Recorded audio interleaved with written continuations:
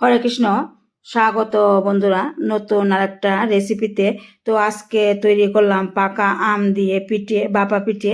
এই পিঠে এত দুর্দান্ত হলো, অসাধারণ হলো, খেতেও খুব টেস্টি হলো। তো আমি নিজেই এই পিঠা তৈরি করে একদমই অবাক হয়ে গেলাম, এত সুন্দর যে পিঠা তৈরি করা হয় পাকা আম দিয়ে।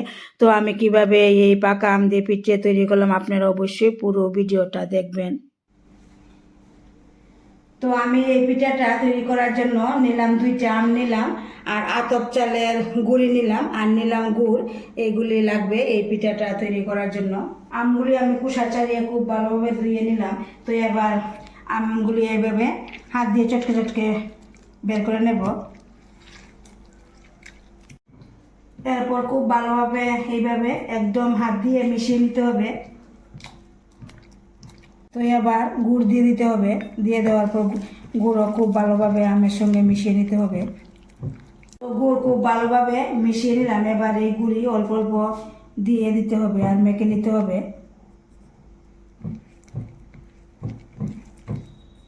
চালের গুঁড়া খুব ভালোভাবে মিশিয়ে নিলাম। এবার দিয়ে দিতে হবে পরিমাণ মতো লবণ। লবণ দিয়ে দেওয়ার পর আবারও খুব ভালোভাবে মিশিয়ে নিতে হবে। তারপর দিয়ে দিতে হবে বেকিং পাউডার। তো এখানে আমি 1/2 চামচ বেকিং পাউডার দিয়ে দিলাম। দিয়ে দেওয়ার পর আবারও খুব ভালোভাবে মিশিয়ে নিতে হবে। মিশিয়ে নেওয়ার পর এটা একটু আধা ঘন্টার জন্য রেস্টে রেখে দিতে হবে। তো এবার চুলার কাছে চলে আসলাম। এইভাবে একটা হাঁড়ি বসিয়ে দিলাম। হাঁড়ির মধ্যে আমি এইভাবে একটা কাপড় বেঁধে দিলাম। তো কাপড়ের মধ্যে এবার এই মিশ্রণটা দিয়ে দেব।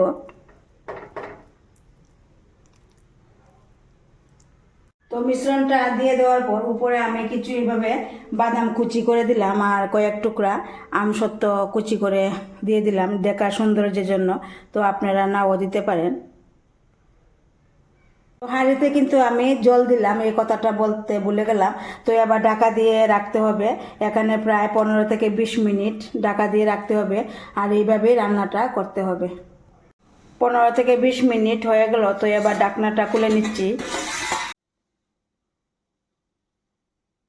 তো এবার দেখে নিচ্ছি পারফেক্টভাবে হলো কি না। তো দেখুন একদমই কিন্তু হয়ে গেল। তো এবার চুলাটা অফ করে দেব, আর ঠান্ডা হলে নামিয়ে নেব। তো ঠান্ডা হয়ে গেল। তো এবার নামিয়ে নিচ্ছি।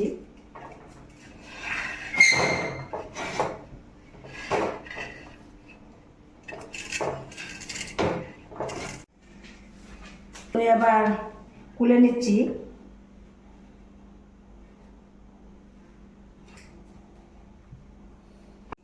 দেখুন কত পারফেক্ট হলো, একদম অসাধারণ হলো। এবার একটা ছুরি দিয়ে কেটে নেব।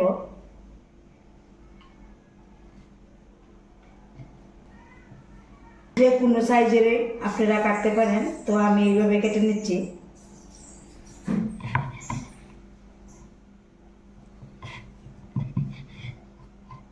দেখুন একদমই কিন্তু কেকের মতো লাগলো।